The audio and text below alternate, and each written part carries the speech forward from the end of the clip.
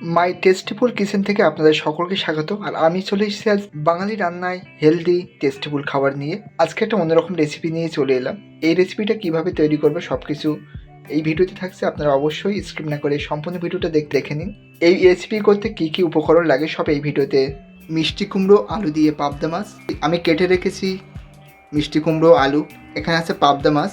এই উপকরণ করতে কী কী মশলা লাগবে সেগুলো হলো, আমি কয়েকটা কাঁচা লঙ্কা মধ্যিখান থেকে ফেড়ে রেখেছি, একটা মাঝারি সাইজের পেঁয়াজ কেটে রেখেছি, আর কয়েকটা রসুন থেতো করেছি, লবণ, হলুদ, গোটা জিরে, শুকনো লঙ্কা, দুটো তেজপাতা আর জিরার গুঁড়ো। তা চলুন রেসিপিটা তৈরি করা যাক। আমি পাবদা মাছটাতে লবণ হলুদ মাখিয়ে নেব ভালোভাবে। কড়াইটা গরম করার পরে আমি একটু সরিষার তেল দিলাম মাছগুলো ভেজে নেব বলে। তেলটা গরম হয়ে গেলে আমি এখানে মাছ দেব ভাজার জন্য। এবার আমি মাছটা তেলে দিয়ে দেব।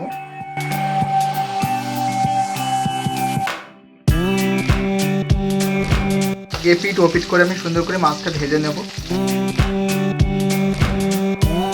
পাবদা মাছের দুপাশটা একটু ব্রাউন করে ভেজে নেব।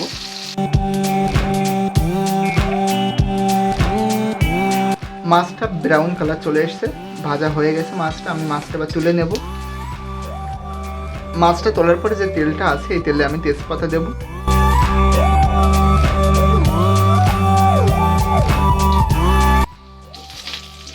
তেজপাতা দিয়ে একটু নেড়ে নেব। তেজপাতা তেলে একটু ভেজে নেওয়ার পরে আমি একটু গোটা জিরে দেবো এখানে। তেলে একটু ভেজে নেব, নেওয়ার পরে একটু শুকনো লঙ্কা দেবো এখানে।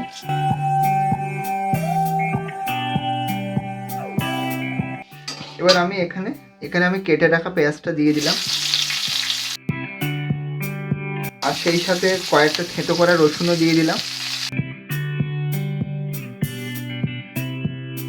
পেঁয়াজটা যাতে সহজে নরম হয়ে যায় আমি এই জন্য একটু লবণ অ্যাড করব।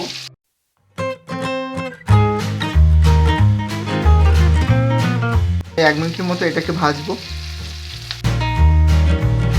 পেঁয়াজটা ভাজার পর আমি এখানে কুমড়ো আর আলুটা অ্যাড করে দিলাম, যেহেতু পেঁয়াজ ভাজা হয়ে গেছে।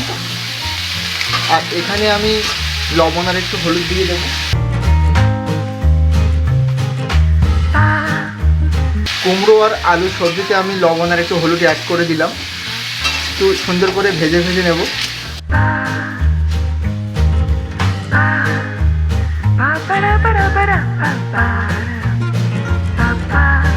কয়েকটা কাঁচা লঙ্কা দিয়ে দিলাম আমি, দিয়ে আমি 3 মিনিট ঢেকে রাখবো। এবার ঢাকনাটা তুলে দেব। আমি কিছুক্ষণ ভেজে নেব কুমড়োর আলুটা।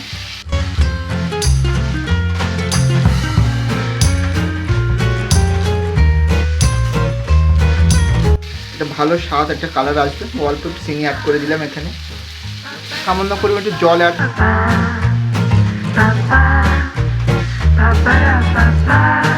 1 মিনিট কি 2 মিনিট আমি ঢেকে রাখবো, যেন কুমড়ো আলুটা সহজে সিদ্ধ হয়ে যায়।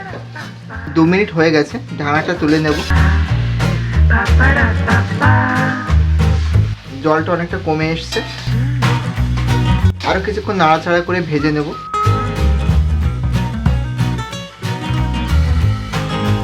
এইভাবে কিছুক্ষণ ভাজতে থাকবো আমি।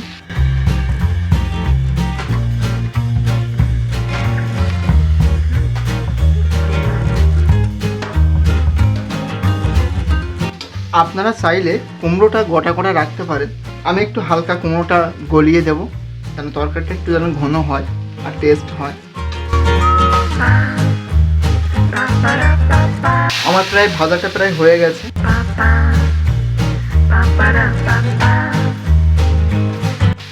এখানে আমি পরিমাণ মতো জল অ্যাড করে দেব।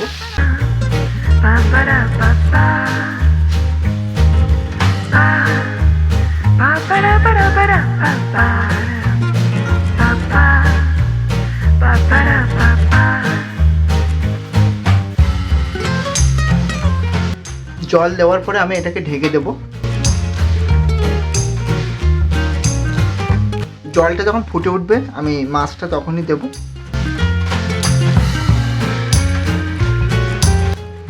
তরকারির জলটা ফুটে উঠেছে। আমি এবার মাছ দুটো এখানে দিয়ে দেবো, দিয়ে আমি মিডিয়াম ফ্লেমে ঢেকে দেবো।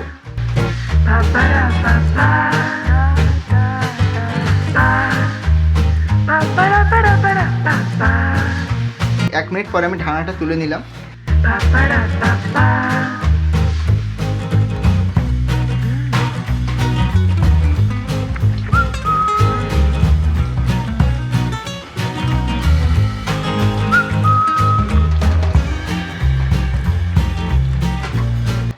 এবার আমি এখানে জিরের গুঁড়োটা অ্যাড করে দেবো। এখানে আমি জিরের গুঁড়োটা অ্যাড করে দিয়েছি।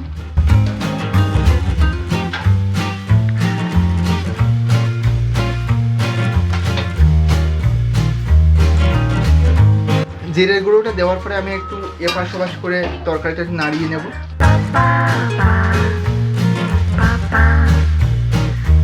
দিয়ে আমি ঢেকে দেব।